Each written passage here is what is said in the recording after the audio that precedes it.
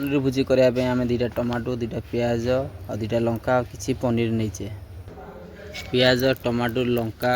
को भल भाव चुन चुन कर काटिदेले तेल आमर गरम होगा से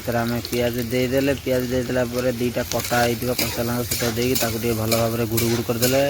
पियाज टू आम बेसी मुझे भाजबानी टे कंचा रखा कंचा रखी से अदा रसुण पेस्ट पकड़ भल भाव गुड़ गुड़ करदे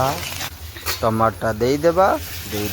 भल भाव गुड़ गुड़ गुड़ करदे से लंका अंडा देदेबा टे धनिया पाउडर देदेबा टे हलदी पाउडर देदेबा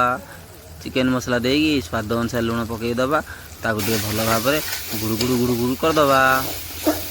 सर्वशेष पनीर टाक देकी भल भाव खुटुर खुटुर करदबा खुटुर खुटुर कर किसी समय खुटुर खुटुर कला भितर आम पनीर भुजिया रेडी होगा देखु आमर पनीर भुजिया रेडी आम पनीर भुजिया रेडी होगा आम जाऊँ खाइबा आपण मैंने खाई सारे कमेंट जनातु जय जगन्नाथ गुड नाइट।